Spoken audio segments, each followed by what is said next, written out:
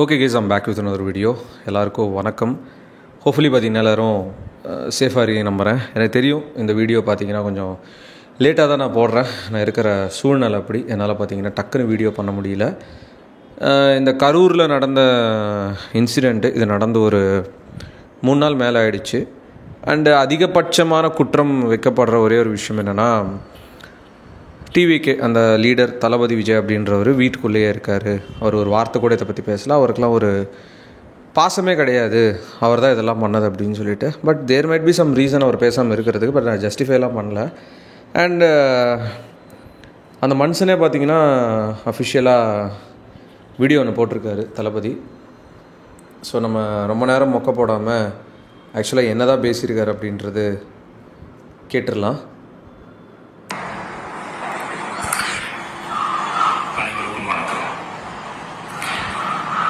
என் லைஃப்பில் இந்த மாதிரி ஒரு பெயின்ஃபுல்லான ஒரு சுச்சுவேஷனை நான் ஃபேஸ் பண்ணதே கிடையாது.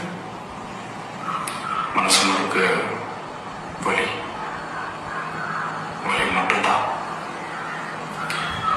இந்த சுற்றுப்பயணத்தில் என்னென்ன மக்கள் பார்க்க வராங்க, அதுக்கு ஒரே ஒரு காரணம் தான் அவங்க என் மேலே வச்சிருக்கிற அன்பும் பாசம். கரெக்ட். அன்புக்கும் பாசத்துக்கும் மனுஷான உடஞ்சி போயிட்டாரு. மற்ற எல்லா விஷயங்களையும் தாண்டி மக்களுடைய சேஃப்டி, அதில் எந்த காம்ப்ரமைஸும் பண்ணிடக்கூடாதுன்றதுக்காக தான் அது என் மனசில் ரொம்ப ஆழமாக இருக்கும் அந்த எண்ணம். அதனால தான் இப்படிலாம் பார்த்ததே இல்லைங்க மனுஷனை. எல்லாத்தையும் தவிர்த்துட்டு ஒதுக்கி வச்சுட்டு மக்களோட சேஃப்டி மட்டும் மைண்டில் வச்சுக்கிட்டு அதுக்கான இடங்களை சூஸ் பண்ணுறது, அதுக்கான இடங்களை பார்த்து பர்மிஷன் கேட்குறது, போலீஸ் டிபார்ட்மெண்ட்டில் அதை ரெக்வெஸ்ட் பண்ணி கேட்போம். ஓகே. ஆனால் நடக்கக்கூடாதது நடந்துருச்சு. அந்த மனுஷன் தானே அந்த நேரத்தில் அத்தனை பேர் பாதிக்கப்பட்டு இருக்கும்போது எப்படி அந்த ஊரை விட்டுட்டு என்னால் கிளம்பி வர முடியும்? ஓகே.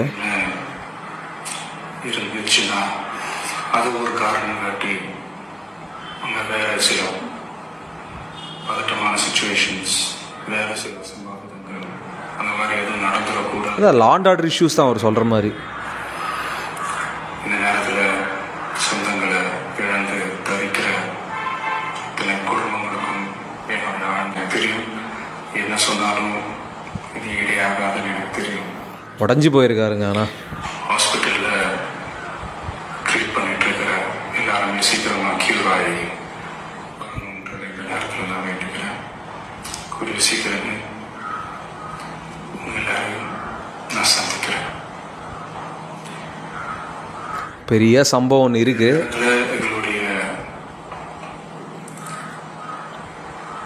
வலிகளை, எங்களுடைய நிலைமையை புரிஞ்சுக்கிட்டு எங்களுக்காக பேசின அரசியல் கட்சிகளை சார்ந்த நண்பர்கள், தலைவர்கள் அனைவருக்கும் என்னுடைய நன்றியை தெரிவிச்சுக்கிறேன். ஓகே. கிட்டத்தட்ட ஒரு 5 மாவட்டத்துக்கு பிரச்சாரத்துக்கு போனோம். இந்த மாதிரி இது எப்படி நடக்கலாம், கரூரில் மட்டும் ஏன் எப்படி நடக்குது, எப்படி நடக்குது, மக்களுக்கு எல்லா உண்மையும் தெரியும். மக்கள் எல்லாத்தையும் பார்த்துக்கிட்டு இருக்கிறாங்க.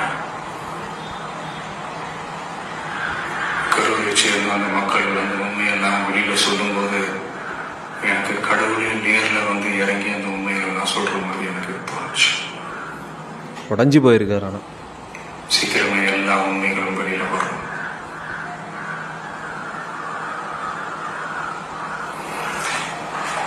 எங்களுக்கு தரப்பட்ட இடத்துல நாங்கள் போய் அந்த அந்த ஸ்பாட்டில் நின்று நாங்கள் பேசிட்டு வந்தோம். அதை தாண்டி எந்த தவறும் எங்கள் சைடில் நாங்கள் எதுவும் செய்யலை. பட் இருந்தாலும் எங்கள் கட்சியை சேர்ந்த நிர்வாகிகள், தோழர்கள் மேலே எஃப்ஐஆர், அது மட்டும் இல்லை சோஷியல் மீடியாவை சேர்ந்த நண்பர்கள், தோழர்கள் அவங்க மேலே எஃப்ஐஆர் நான் யூடியூப் பிடிச்சி. ஆமாம், இன்றைக்கி அரெஸ்ட் பண்ணியிருக்காங்க யூடியூபர்ஸை. சீனம் சார், உங்களுக்கு ஏதாவது இந்த பழி வாங்கணும் அப்படின்ற எண்ணம் ஏதாவது இருந்துச்சுன்னா டைரக்ட். என்ன வேணாலும் பண்ணுங்க, அவங்க மேலே கை வைக்காதீங்க. நான் ஒன்று வீட்டில் இருப்பேன், இல்லை நான் ஆஃபீஸில் இருப்பேன். டைரக்ட் அட்டாக்குங்க, டைரக்ட் அட்டாக்கு.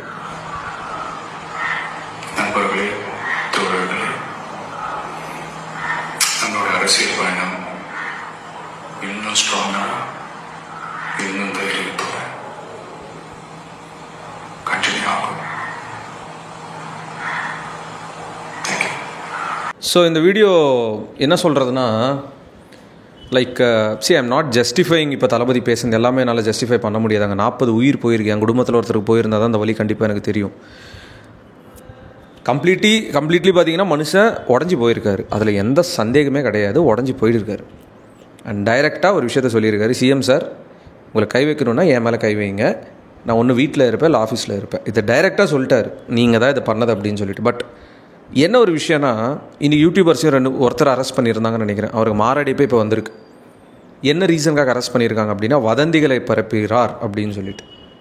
தெரியல இது என்ன வதந்தி அவர் பரப்புனாரான்னு தெரியல, அதுக்கான ப்ரூஃப் இருக்கான்னு எனக்கு ஐடியா இல்லை. இப்போ தளபதி கரூருக்கு போகலன்னா அவருக்கு போகக்கூடாதுன்னு கிடையாது. Maybe law and order issue இருக்கலாம். அந்த இஷ்யூ நடந்ததுக்கப்புறம் அங்கேயே அவர் இருந்தால் இன்னும் மிகப்பெரிய இஷ்யூவாக மாறி இருக்கலாம். அண்டு அவர் சொன்ன ஒரே ஒரு விஷயந்தான் இந்த வீடியோவில், நான் இது டிவிகேக்கு சப்போர்ட்டோ மற்ற கட்சிங்களை இது பண்ணுறதுலாம் கிடையாதுங்க, இதை நான் தெளிவாக பதிவு அப்படின்றத பண்ணுறேன். கடவுள் இருக்காருல்ல, சாமி கும்பிட்றாங்கல்ல எல்லோரும், அங்கே என்ன நடந்ததுன்னு சொல்லிட்டு கடவுளுக்கு மட்டும்தான் தெரியும். கடவுள் அப்படின்ற ஒருத்தர் உண்மையாகவே இருந்தால், அவருக்கு உண்மையான பவர்கள் இருந்ததுன்னா அந்த பவர்கள் வச்சு அந்த அவர்களை முடிச்சு விட்ருவார் கம்ப்ளீட்டாக சொல்லி. இது ரொம்ப நாள் இல்லை, கொஞ்ச நாள்லேயே இது என்ன கதை ஏது கதைன்னு எல்லாமே தெரிஞ்சிடும். பிகாஸ் இப்போது மோஸ்ட் ஆஃப் த கட்சிங்க என்ன பேசுகிறாங்க இதை பற்றி அப்படின்றது எல்லாருக்கும் தெரியும். பட் தெரியல கைஸ், 40 பேர் உயிர் அப்படின்றது அவ்வளோ சாதாரணமாக. நான் என்னென்னா அதான் சொன்ன மாதிரி 10,000 பேர் வருவாங்கன்னு சொல்லிட்டு தான் பர்மிஷன் கேட்டாங்க. அதிகமாக வராங்க அப்படின்னும் போது அங்கே இருக்கிற இன்டர்போல் இவங்கெல்லாம் பார்த்தீங்கன்னா செக் பண்ணிவிட்டு ப்ராப்பராக எல்லாம் அரேஞ்ச் பண்ணியிருக்கணும். அது ஏன் இத்தனை பேர் வராங்க அப்படின்னு தெரிஞ்சும் அந்த லொக்கேஷனில் பெர்மிஷன் கிடச்சது. இட்ஸ் லைக் அந்த லாஸ்ட்டு சொல்கிறேன்ல, ஒரு 2-3 நாளாக ஒரு க்ரைம் த்ரில்லர் உண்மையாக லிட்ரலி அப்படி தான் எனக்கு ஃபீல் ஆகுது.